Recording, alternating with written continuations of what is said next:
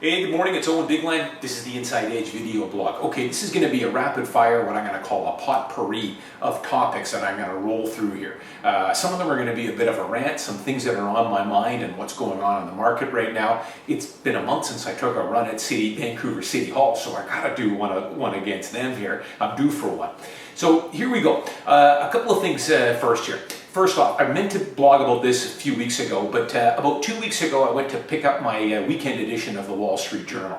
Opened it up, and in section 2 of the investment section, right on the front page there is a picture of the downtown Vancouver with a big bold headline that says, Vancouver real estate prices plummet 26%. Vancouver real estate prices plummet 26%. I then went to read the body of the article, and in the article they had it correct. It was Vancouver sales volume drops 26%, not prices.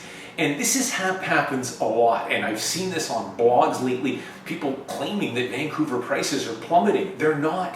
The sales numbers for August, from August 2016 compared to August 2015, are down 26%. But as I blogged about last month, this stat doesn't mean anything because I don't have anything to sell people. I had 3 listings that I listed and sold in August. I can tell you that if I had 8 or 9 listings, I would have sold the majority of those. There are 3 buyers for every seller right now. And if we had the inventory, August 2016 would be another record-breaking August. But we just do not have the inventory. The inventory is much lower than what it was. So don't believe these headlines. I'm seeing people in blogs saying that the prices are plummeting. Hey, maybe the prices will go down later this fall. Who knows? I don't know what markets do. As you blogged about, I've blogged about many times before. I'm not a market timer. I don't have a crystal ball. But for right now, Vancouver prices, the sales volume is down because we've got no inventory. But prices are staying pretty much where they have been for the last 3 or 4 months. They're not coming down yet. Maybe they will. Here's another topic I want to talk about. Now, this past summer I've worked with a couple of U.S. buyers. And I get these 1 or 2 a year. They come up from California or Oregon. They're usually looking for a 1-bedroom pied-à-terre residence that they're going to use for a little bit in the summer. They're going to come up. Maybe they're going to let the kids, they've got adult kids or kids that they want to have access to the unit. They might come up in the winter time to go skiing in Whistler a few times a year. It's either that, they're going to use it as a second residence or a third residence, depending on who they are. Or they may be an investor. They might want to buy a piece of Vancouver. They might want to retire here later or spend more time up here, and they want to get their foot in the door now. The 2 comments that I get the most from these buyers, 2 things. First thing is that I don't understand, with Vancouver real estate being so expensive, rivaling that of Manhattan, the dirt is gold.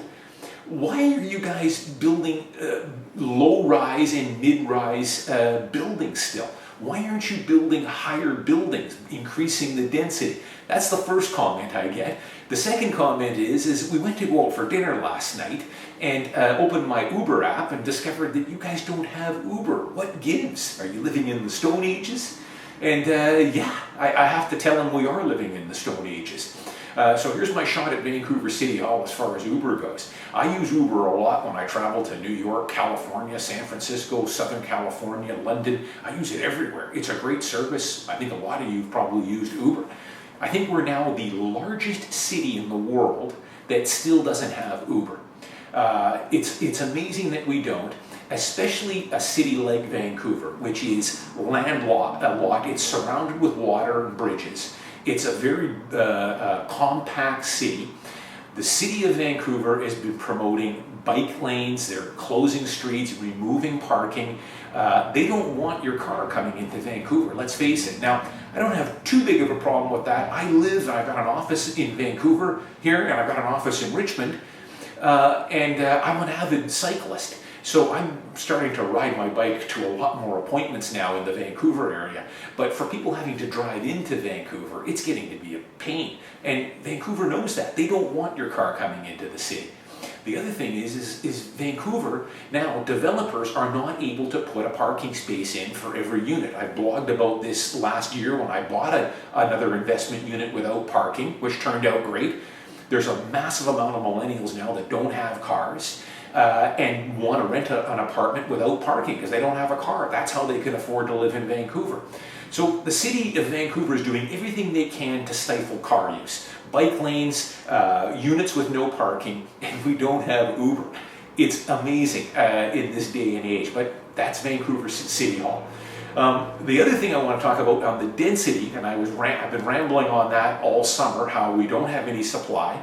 The zoning, archaic zoning laws we've got here, and the red tape to get development done. So the Fraser Institute now just came out with a study that is basically saying the same thing. The amount of money it costs now for a developer to go through the rezoning process, to get all the permits in order, the number now for a typical one-bedroom is running something like $70,000 per one-bedroom unit. That's no construction, that's not buying the land, that's just in zoning, red tape and paperwork that gets paid to Vancouver City Hall. A two-bedroom is over $100,000 now.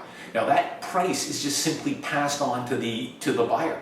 The developer adds that cost to his land cost and his construction and his marketing, and he's got to make a profit, and just passes all that red tape price on to the end buyer. Which, as I say, for a new two-bedroom unit now, it's well over $100,000 just going straight to Vancouver City Hall. So the Fraser Institute now has come out with a report that says, yeah, the land is too valuable here. We need to be building much more density. We need multi-use zone, commercial and residential. The red tape and the time it takes for a developer to secure land and get it through to the build where they're finally excavating the ground takes years. And all those holding costs, all those soft costs to secure the land, the interest they have to pay to hold it, run all the permits and the zoning, all those costs get passed on to the end buyer.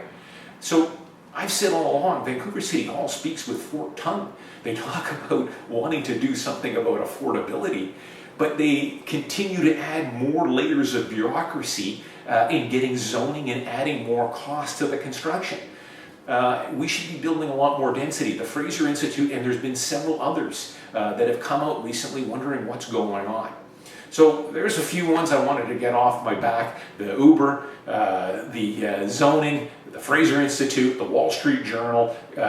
Remember, some of these sensationalized numbers you're seeing right now in the market right now aren't there yet. Who knows? Prices may start to moderate here later this fall. It's too early to tell. But for right now, as far as inventory levels goes, yeah, sales are down because we don't have anything to sell. I'm Owen Bigland. As always, see you next time. Thanks.